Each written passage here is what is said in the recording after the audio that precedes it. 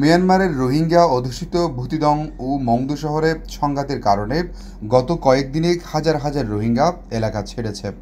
নিজেদের নিরাপত্তায় অন্তত ৪৫,০০০ রোহিঙ্গা সীমান্ত এলাকায় আশ্রয় নিয়েছে বলে জানা গেছে। এসব রোহিঙ্গা বাংলাদেশে অনুপ্রবেশ করতে চায়, কিন্তু সীমান্তে আইনশৃঙ্খলা বাহিনীর কড়া পাহারায় তারা প্রবেশের সুযোগ পাচ্ছে না। রোহিঙ্গাদের উপরে সীমান্তে জমায়েত নিয়ে অনেকটা উদ্বিগ্ন সীমান্ত এলাকার বাসিন্দারা। তারা কোনো মতেই নতুন করে একজন রোহিঙ্গাকেও গ্রহণ করতে চান না।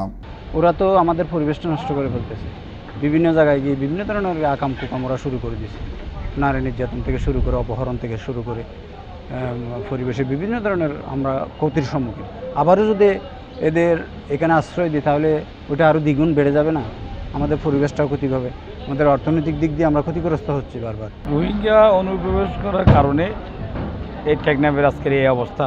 আমি মনে করি এই রোহিঙ্গা যাতে অনুপ্রবেশ করতে না পারে, এই রোহিঙ্গার বর্ডার সাইডটা অন্তত কাটারে বেড়া দিয়ে তাদের বাউন্ডারি করে দেয়।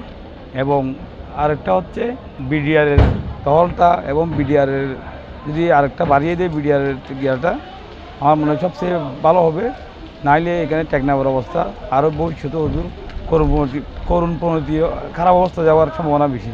এদিকে স্থানীয় জনপ্রতিনিধি জানান, আশ্রয় নেওয়া আগের রোহিঙ্গাদের কারণে সবচাইতে বেশি ক্ষতিগ্রস্ত হয়েছে উখিয়া টেকনাফের সাধারণ মানুষ।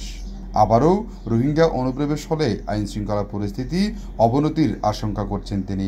এই কারণে আইনশৃঙ্খলা বাহিনীকে আরও কঠোর নজরদারি বাড়ানোর তাগিদ দিলেন তিনি। নীলা ইউনিয়নে 5টির মতো রোহিঙ্গা ক্যাম্প আছে। এই ক্যাম্পগুলোতে যেভাবে আপনার অপহরণ হচ্ছে, যেভাবে দ্রব্যমূল্যের দাম বেশি হচ্ছে, শ্রমবাজার কিন্তু রোহিঙ্গার দখলে।